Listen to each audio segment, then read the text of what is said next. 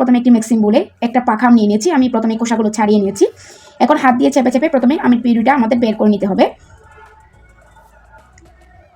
হাত দিয়ে চেপে চেপে ভালোভাবে আমি আমের পিউরিটা বের করে নিয়েছি। আমি আমের পিউরিটা পেয়ে গেছি। এখন আমি এর মধ্যে দিয়ে দিচ্ছি 1 কাপ ময়দা, হাফ কাপ শুকনো চালের গুঁড়া, হাফ চামচ লবণ, মিষ্টির জন্য দিয়ে দিচ্ছি 4 টেবিল চামচ চিনি, সামান্য বেকিং সোডা দিয়ে দিয়েছি। এরপর হাত দিয়ে সবগুলো উপকরণ ভালোভাবে আমি মেখে নিচ্ছি।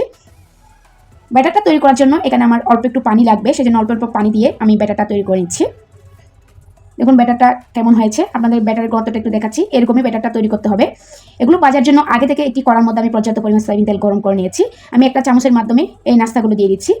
আপনার পছন্দ মতো গোল গোল শেপ দিয়েও নাস্তাগুলো তৈরি করে নিতে পারেন গোল চামচ দিয়ে।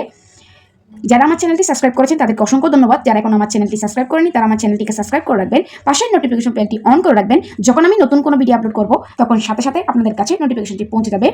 এই নাস্তাগুলো হয়ে গেছে, এগুলো আমি তেল থেকে উঠিয়ে নিচ্ছি।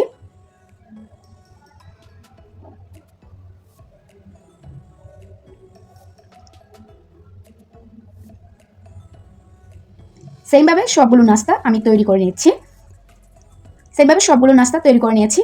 একটা নাস্তা নিয়ে একটু আপনাদেরকে ছেড়ে দেখাচ্ছি ভিতরে কাঁচা আছে কিনা, খুব পারফেক্টভাবে নাস্তাগুলো তৈরি হয়েছে কিনা। দেখুন খুব পারফেক্টভাবে তৈরি হয়ে গেছে নাস্তাগুলো, খেতে কিন্তু অসম্ভব রকমের টেস্টি। আপনারা